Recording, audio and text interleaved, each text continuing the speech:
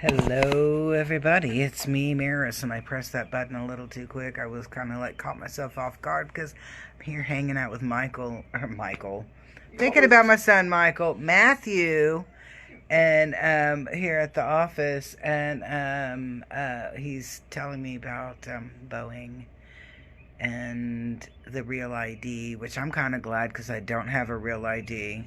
So I'm like, I could care less if they even had something with a real ID. Whatever. But I hope everybody's doing awesome and happy equinox. I love the autumn equinox. It's one of my favorite days of the year. I just think it's so cool. It's like that 50-50 day. So it's a 50-50 kind of day. But, and it's also the end of my, well, not the end of my crazy hair, but it's the end of my, I don't know what you would call it, a fast. I was doing a fast off of trying to just make sure that I am in a good place as a person, that I wanted to do a nice clearing, cleansing, balancing, putting myself in a high vibration. And sometimes you just don't want to leave, and it's time for you to leave. And anyway, that card just came flying out, so we're going to save that card.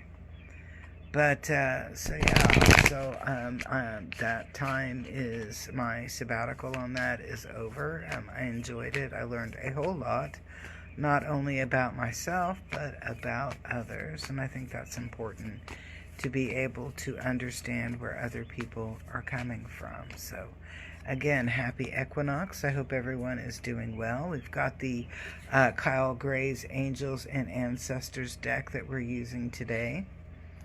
And we've got rain, which it was so funny. My husband had said something along the lines that we really need the rain, and I'm like, oh, it'll rain by Sunday. And you know, so what are we doing? We've got some rain. I'm glad for the rain. But we are using, again, that Angels and Ancestors deck, and we're just kind of getting our reading for the week. What's happening? What's going on? What do we need to look at? What do we need to focus on? Usually, is there some good advice in here? Direction. You know, chance favors a prepared mind. And if you know what you're coming up against, it makes things a lot easier when you start working or coming face to face, toe to toe with it.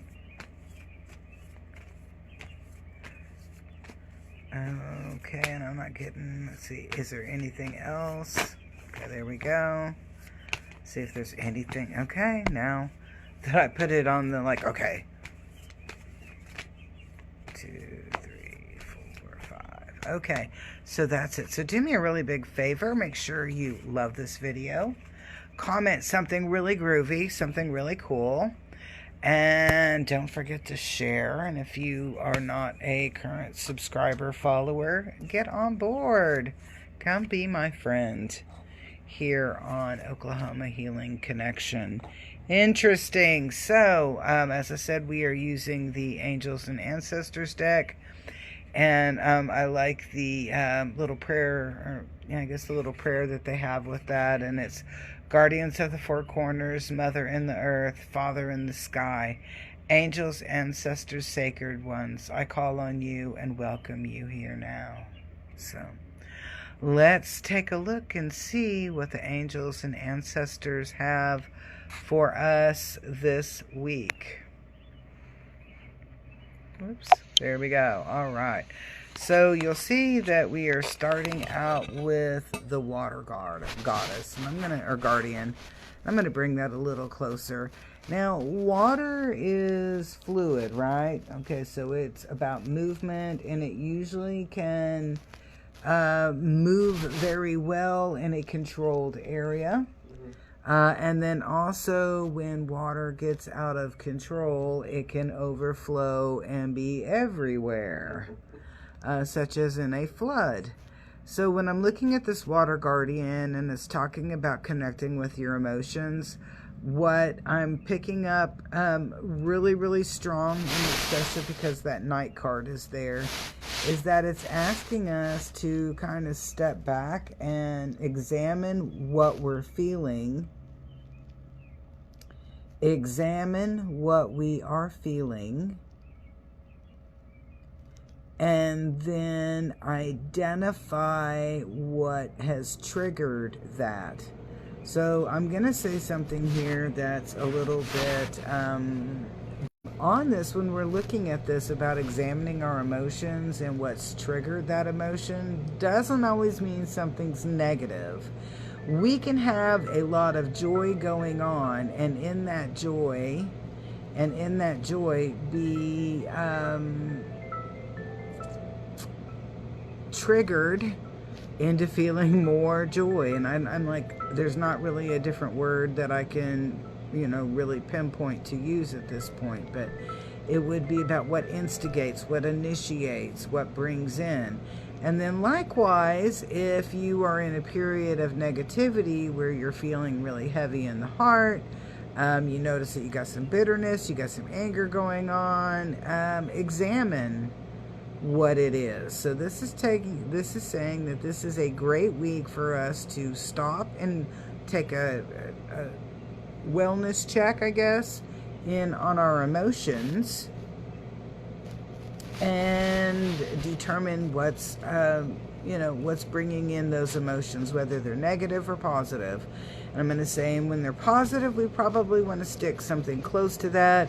But with this next card, being in, moving a new direction, I'm going to assume here that these three cards are going to talk about us stopping and examining our emotions, and we're going to see that there are some emotions that we really don't want to own at this time, that we really don't want to connect with, we don't want to own, we just want to kind of sit back and null them in many ways. And when we sit and null things, what happens is that they fester and they brew and they don't get any better. In fact, they usually get worse in it. And we've got some really interesting cards coming up. This definitely, I'm going to say shit, it is definitely a week of release. So let's take a look at this next line.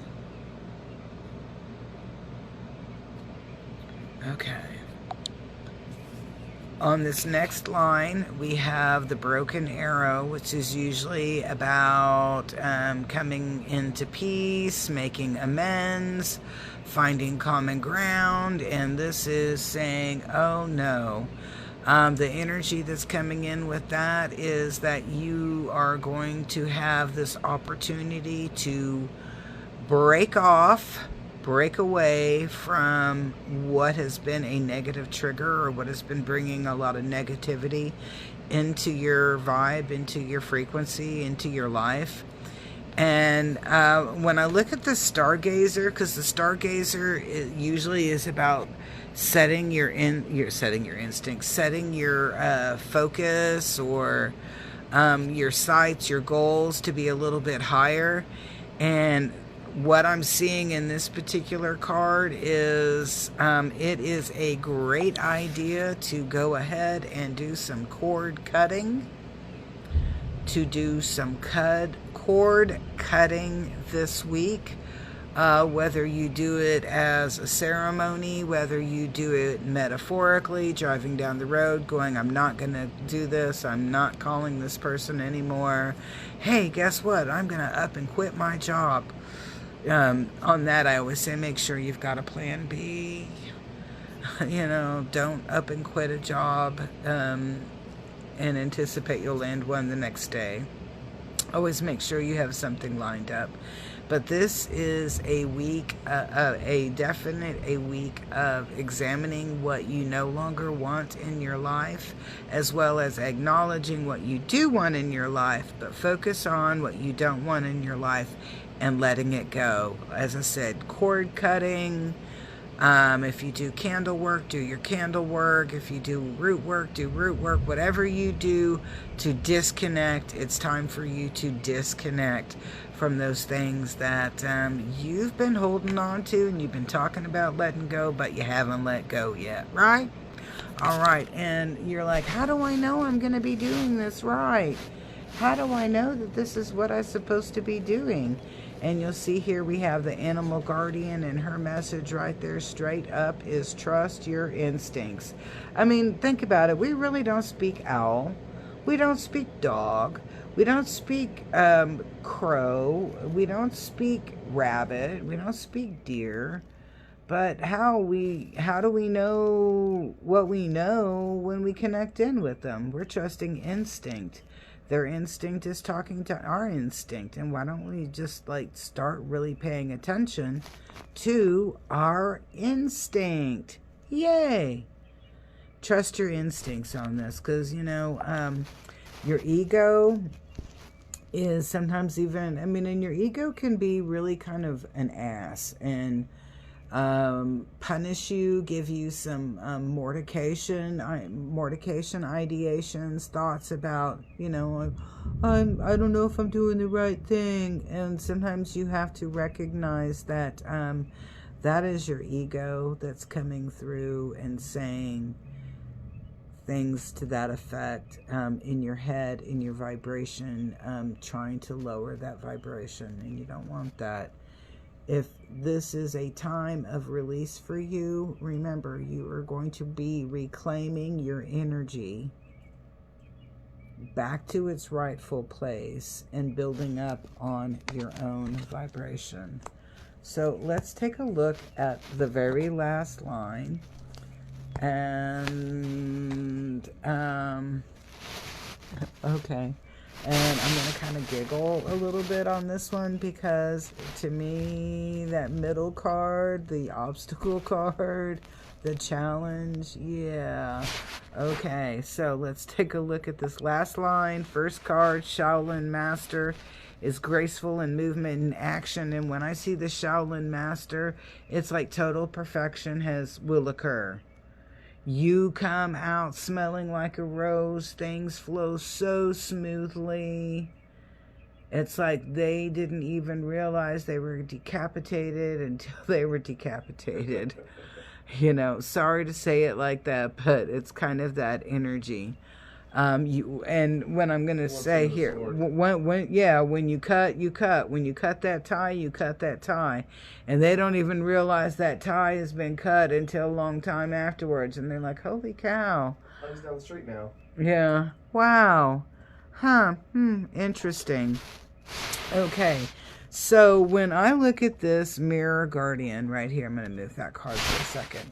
When I look at this Mirror Guardian, I have to laugh. It's upside down, and this is about kind of like reflecting on what you've done. And I'm going to say on this one is don't look in the rear view mirror. You have to keep going forward. You cannot sit and look in the rear view mirror. Okay. You got to keep looking forward through that front windshield. Okay, and that's in that ride of life. And it made me think of the story in scripture, and I'm not really trying to get churchy on you, but it has to do with the story of Lot and his family.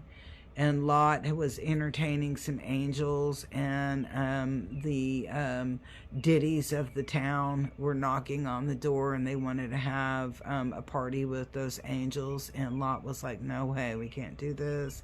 And he's like, Lot was even putting his daughters out there. Here, you can have my girls.